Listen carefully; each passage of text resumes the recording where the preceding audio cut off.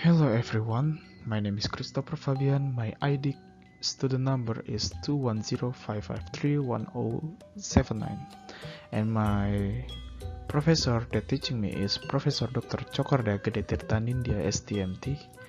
Now we're gonna talk about casting processes from chapter 2D until 2F. Like, this is the video using English. It's not the same from the previous video. So the presentation contain about press bending and forming operation of sheet metal, and then we're gonna talk about multiple die stamping press operations, and the last one is gonna be sheet metal operations performed on equipment other than presses. We're gonna talk about first one is press bending and forming operation of sheet metal. So the first one is gonna be bending. Bending is deformation plastic of material outside the band. Like, we can take a look here. The brighter part, it's gonna be stretched, and the material inside or inner material, it's gonna be compressed. So it's something called bending, and it's deformation plastic of material. We're gonna talk now about press brake bending. So basically, the pad gonna push the work part to the die, and there is like blank here, and there is punch. The punch gonna punch the work part, and it's gonna be angle. The angle is called bending. So it's something like bending sheet metal with a punch press wiper die. Now we talk V die bending. From the V die, that means the die is V-shaped. V-block dies are commonly used in press brakes. The die half has a V-shaped cavity, and the punch has a corresponding V-shape of the same or somewhat lesser angle. The punch and the die extend over the entire width over the press. The angle of the bend is the same as that provided by the V-block less any spring back. So the cavity here of the die is gonna be V-shaped, and then the work part placed upon it, and then the punch gonna push it until it makes a V-shape. Like, we can take a look here, it's gonna be V-shaped. The angle of the punch, it can be lesser, so the angle is gonna be lesser as well. And then we're gonna talk about air bending. In air bending, the upper die in a press brake set does not bottom in the V-block. The degree of bend depends on the depth of movement of the upper die. So the difference between air bending and the previous one, the V-shape bending or V-die bending, is on the die and the way we push it. So it's going on the V-shape, we're gonna push it until it's done, like it's connected to the die. But on the air bending, it's gonna be just like you push it through, but not until the bottom of the die. So if you want lesser angle, it's gonna be push it more deeper. But if you don't want to be too much angle, so you just push it like a little bit. The tube forming is any operation that changes the shape of a solid state workpiece by force or pressure. Forming operations have one thing in common, that only permanent useful therefore flow of the workpiece material as a result of forces applied to it. So it's gonna be just an example of the punch and the die for forming operation. The process is just some basic process of forming and bending. So the first one is void bending. You just pressure pad pushing the work part, and then the die is gonna hold it, and the forming punch gonna push it through. And then rotary bending is just something you can move, so the die gonna hold as well like usual, and then the punch gonna be moved, so it's gonna be bended. The V-die bending, like we talked about just by a minute ago, and U-die bending is the same as V-punch. The difference just the shape of the die. And V-die bending supported in the final pass only is the same as well like this, but just the finishing part is a bit different, and U-die bending supported in the final phase only, the same one, and the U-die bending with a spring pad supported throughout the bending process. It's gonna be like this part of here, and here it's gonna be thinner than the last part. Forming with rubber tooling. So the first one is gonna be rubber tool forming or rubber pad forming. This kind of forming is using rubber on the punch or even on the pad like this, half of the die, so between one of them is gonna be rubber. And then the process, we can take a look here. The rigid die gonna push the sheet metal to the rubber pad, and then the force of the rigid die gonna make the sheet metal to deform with the rubber pad on the bottom, and it's gonna be the final part. The advantage of this process is you're gonna get a very precision on the final part, and it's gonna be less broken part. So we're gonna take a look here, the rubber pad press video, just for example.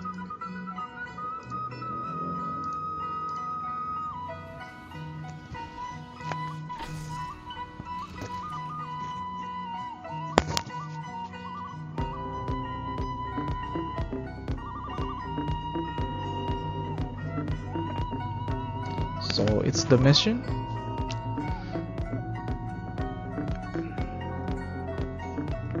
So it's a single tool technology because the fabrication it's gonna be easy. He put the rubber on the bottom of the part.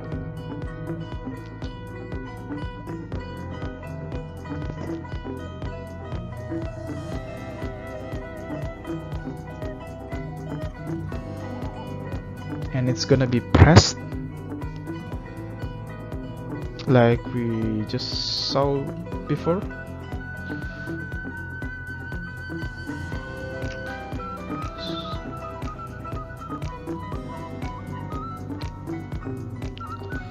So it's just shaping the part production from the rubber pad, like we can see before on the part.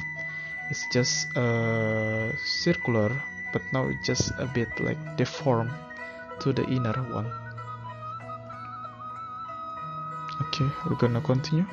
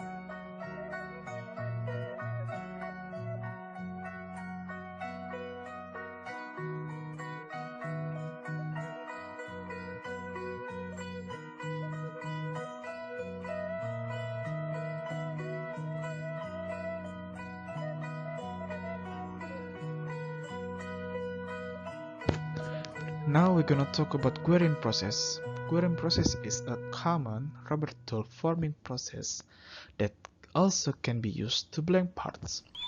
A rubber pad of fairly soft durometer, usually 6 or more inches thick, and it's fastened to the press ram and is rounded on the sides with steel or cast iron walls strong enough to contain the rubber against the pressure of the forming, so the forming block is fastened to the press platen.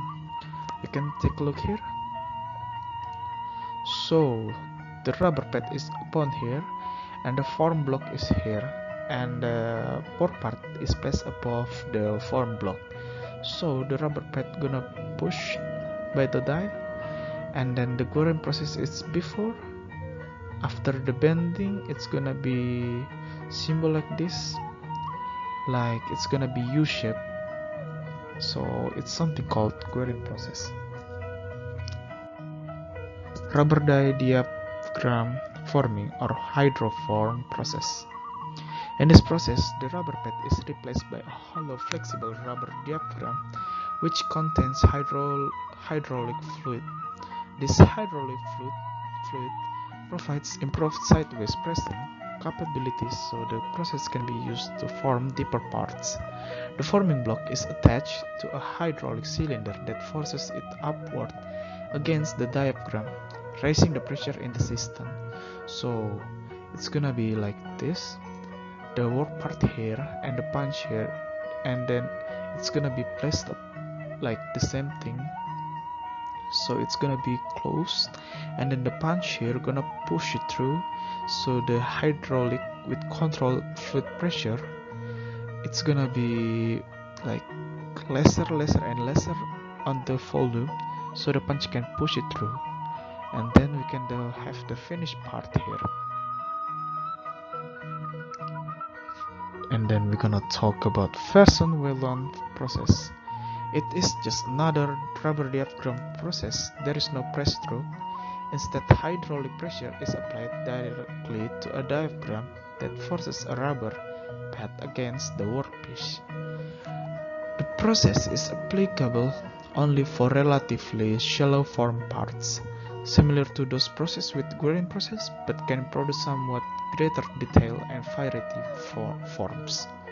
So it's gonna be like the advantage is just greater detail and variety of forms. You can take a look here, the hydraulic is here, so it's gonna be pushed by the bottom. The sliding table, it's gonna be pushed by hydraulic field, and then the bladder here, it's gonna push the form, and then it's gonna be filled by the cavity, and this is the rubber, of course. The rubber gonna push the workpiece until it's make the U-shape of the form block like this. If we can take a look here, is the workpiece. It's already deformed. Now we're gonna talk about drop hammer forging. The process is particularly suitable for parts with shallow, smooth contours and generous radii, including parts with double curvature. Beaded parts can be produced. The tooling is simple and can be cast from low melting temperature alloys. Since tooling costs are relatively low, the process can be economical for a limited production quantities.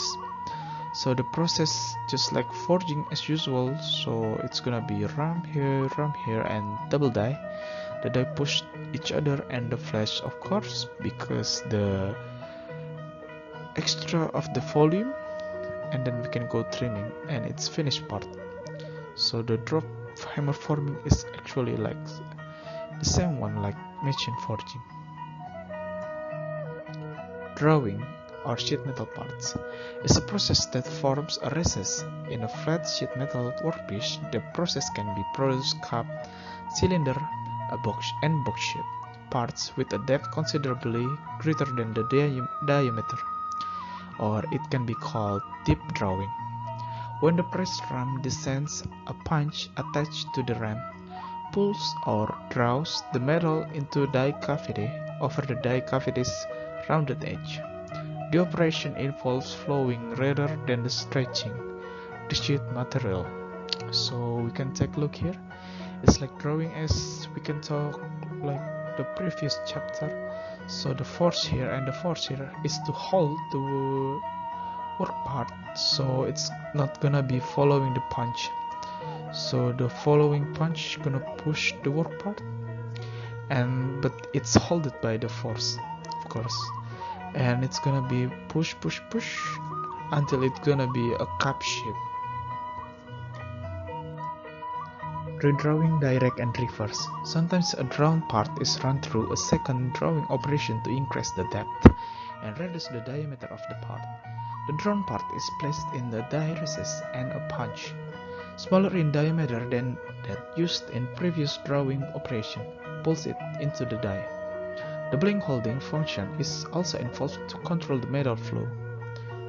Annealing may be required between the original and the redraw operation if the workpiece metal is the type that works hardens. It's like the cup drawing before, and the direct drawing is like this,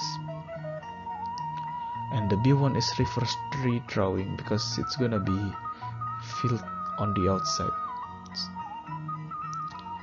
And then the last one is ironing. No, we're not gonna talk about this now. And then we go into the subject about coining. Coining is an operation that changes the thickness of sheet metal, usually to create visible designs, markings, or other configuration on the surface. Very high compressive forces and dies that confine the workpiece so that it doesn't flow in the lateral direction and are required. The workpiece thickness changes locally, and its surface are formed to match accurately whatever design exists on the die surface. So the design is here, like you can see, it's like this, and the bottom one as well, like this. It's random pattern, and then the press is taken to the part. So the finished part gonna be from like this,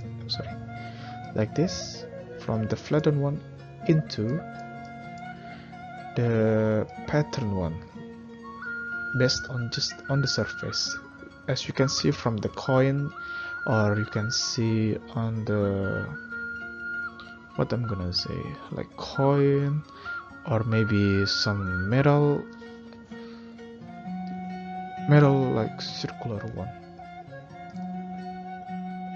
Embossing is a process usually performed on sheet metal that results in raised area on the side of the sheet and depressed areas opposite them on the other side. The operation is basically a shallow drawing operation that does not significantly change the thickness of the sheet metal.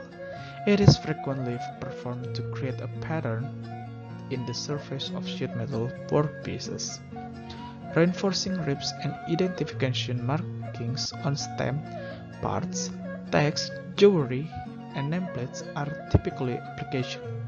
The height of the raised area is normally no more than 3 times of the material thickness. So the process is from upper mold here and lower mold here. It's gonna be push the glass, and then it's gonna be heated, and then embossing is happening, and then cooling, and then the mold is ready. So the difference between debossing and embossing is like the pattern is gonna be go out from the work part. So the debossing is like the same as coining. Flanging is a bend of approximately 90 degrees near the edge of the sheet metal, usually for reinforcement. If the bend is along straight line, a simple bending operation is all that is required. If there is an inside or outside curvature to the bend, as shown in figure 2d8, B, C, and D, more extensive forming is required because metal will be forced to flow as the bend is made, like we can see here. So the B, C, and D is more extensive forming because metal will be forced to flow as the bend is made. Beading. Form a shallow round through of uniform width in a sheared metal workpiece. The through can be depressed or raised and can be in a straight line or can be curved or circular. Its purpose is to provide stiffening or decoration in the part produced. The thickness of the sheet doesn't change. The process is similar to embossing like we talked before, because it's gonna be like go out from the workpiece, except the embossing implies a more complex pattern of form material. As you can see here, the A1 is simple stiffening bed, and then the B1 is something like already finished of the part. Hemming and seaming. Hemming is the bending of a sheet edge back 180 degrees on itself to provide a rounded edge or reinforcement. The bend can be produced by roll forming or by two bending operation, or in one operation with cam operated or compound die. Seaming is the joining of two opposite edges of a working with interlocking hems or other interlocking bends. Like we have the first part and then the second part, it's gonna be the same one here, and then it's gonna be bended like this. Edge curling, it's on the end of the work part gonna be curl. Provides a coiled or parietically coiled edge on the workpiece for the reinforcement or to provide a smooth edge. On curved edges, the operation is more complicated because curling reduces the diameter of the curved section and the provision must be made for removal of the punch. Punch removal may be provided by using a segmented punch. When the punch is to be removed, a segment is retracted so that the punch diameter is reduced. So the first one we're gonna hold here and just keep pushing until it's gonna be curling and then going back. Swagging. Swagging has several meanings. As a press operation, sometimes it's called flat swagging. It compresses a workpiece severely to reduce the thickness of all part of it, to flatten it, or otherwise change its shapes with mandrel, of course. The process is similar to coining, but doesn't form the workpiece as completely as coining does. However, the term of swagging is most commonly used to refer to rotary swagging. So A1 is gonna be just normal swagging to make pipe. So the diameter here, it's gonna be more smaller diameter by swagging. So you can see die here and die here. The diameter is, this one is smaller diameter or less diameter. So with mandrel you can make like pipe, and this pattern is depend on the mandrel that you use. And then we're gonna talk about sizing. Sizing is a press operation that improves the dimensional precision of a workpiece by subjecting it to high force in an accurate die. Perhaps the most common example is the pressing operation performed on powder metal parts. So sizing is just the normal way of pressing. Ironing, like we're gonna talk later, like previously we're gonna talk about this later. So now, ironing is an operation that smooths and thins the wall of a cup-shaped part by forcing the part through a die with a punch. The operation works that material severely so that annealing may be required afterwards. So the difference between the previous one, like I forgot that, the ironing is to make the U-shape here, it's gonna be thinner on the walls, and the size, of course, it's gonna be changed. By the press is gonna be, the die here is smaller than the previous die, So the workpiece wall is gonna be a little thinner, and of course smooth because it's gonna be stretched.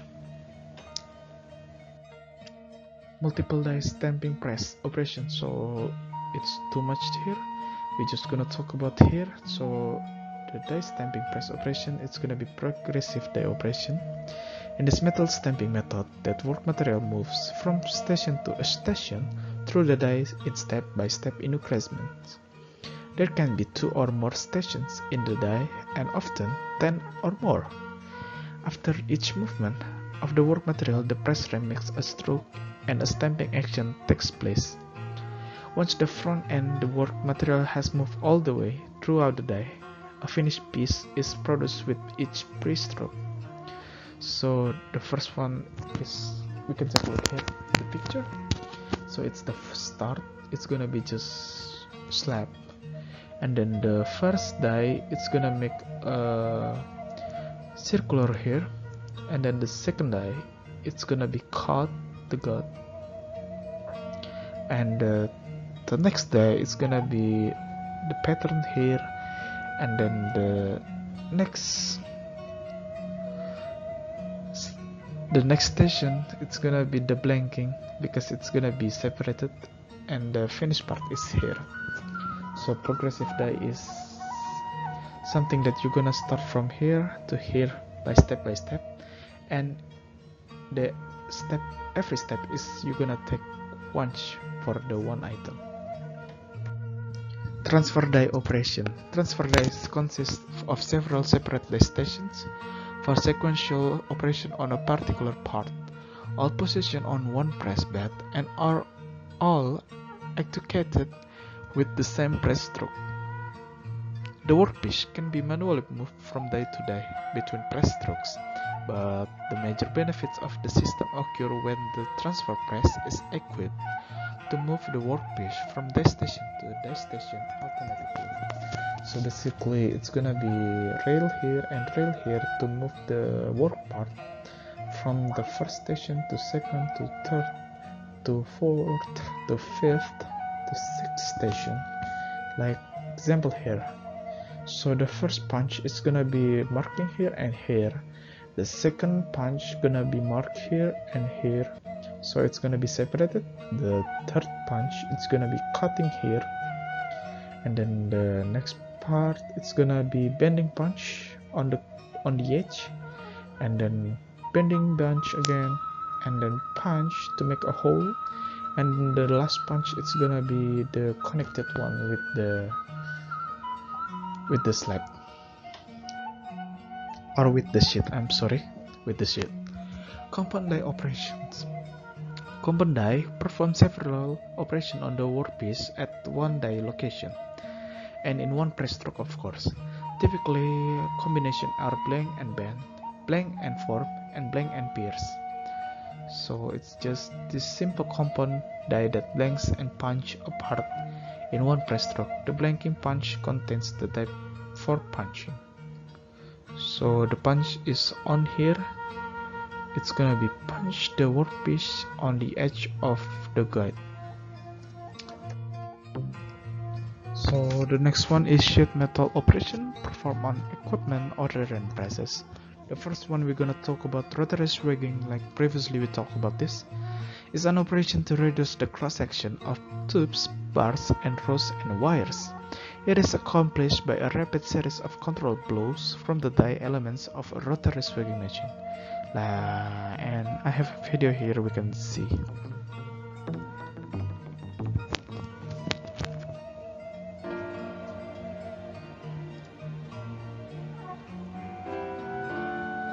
So it's the die, and the workpiece gonna be placed inside there, and it's gonna be change the shape.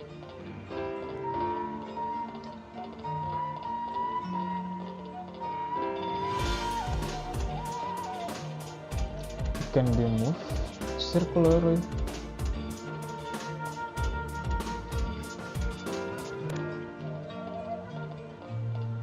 So the workpiece gonna be get inside and then get pressed.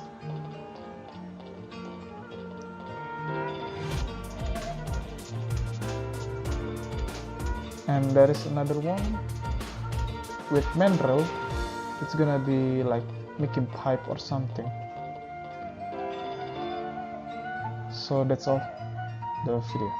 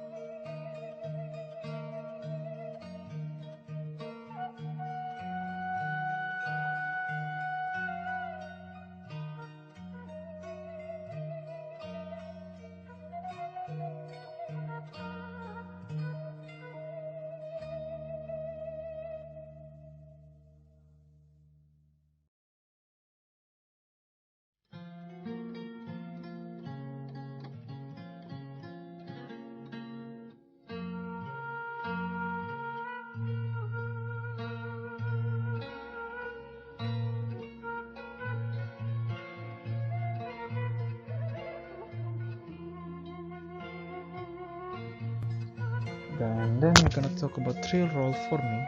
It means putting a gentle bends in topping, pipe, bars, rolled and extruded shapes, plates and sheets. It is illustrated in figure 2H2F. Usually the three parallel rollers are provided in a triangular arrangement, with the lower two being mechanically driven. The third is placed above and between them, at height, and can be varied depending on the diameter or thickness of the workpiece and the desired degree of the curvature. So basically it's just like rolling,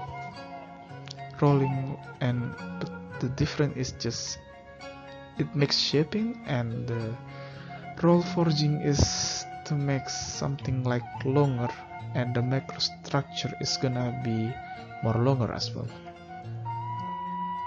And then stretch forming involves the stretching of a length of sheet metal. The workpiece as it is wrapped around a form block. Stretching is achieved by two or more pairs of gripping jaws equipped to provide tension in the sheet. The combination of movement of the forming block, as stretching of the material causes the material to be stretched beyond the elastic limit.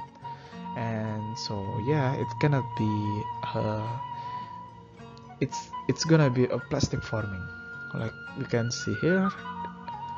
This is the jaw, it's gonna be pulled bottom, and then the ram here gonna push the stretch block, so the workpiece is gonna be stretched. Like we can see here, the jaw's gonna pull, and then the ram gonna push up. And then we have stretch wrapping, uses the stretch principle and a rotary table to make a stretch form parts without scuff marks on the workpiece surface.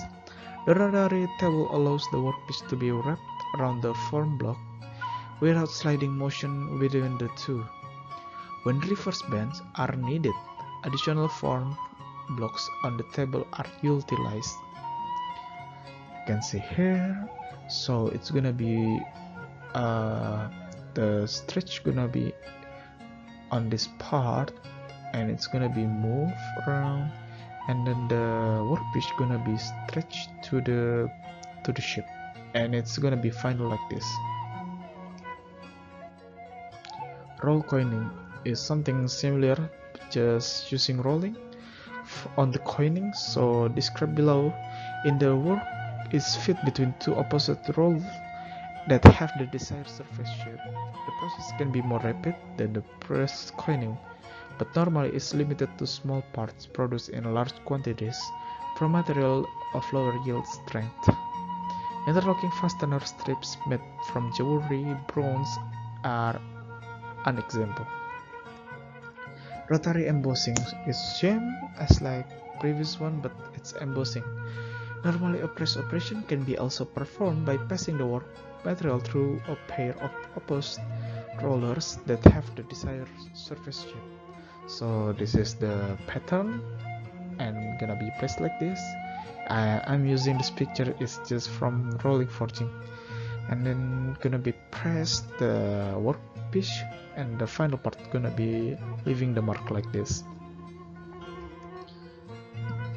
Now we're gonna talk about metal spinning. It's an operation that forms a disc of sheet metal into various seamless circular shape by pressing it against a form while it rotates. The disc is clamped against a form block of circular cross-section, held in the headstock of a lathe so that the two rotate together. As the disc dissects, it's pushed with localized pressure against the form block with suitably shaped spinning tools, and gradually assumes that the shape of the form block. It can be manual or power spinning. So now we're gonna talk about the manual one. The manual gonna be like this. I'm not gonna really explain this, so we're gonna take a look on the picture. This is the tailstock spindle and gonna be pushed, and the blank here, the workpiece gonna be moved. Okay, so we have a tool that's gonna be pushed here, and it's gonna be bended because the push gonna be spinning like this. I'm gonna take, so if we take a look from here, it's gonna be like this, right? We have something like tool things. It's gonna be push here, push the bottom. So from the point of view like this, it's gonna be like this first, right?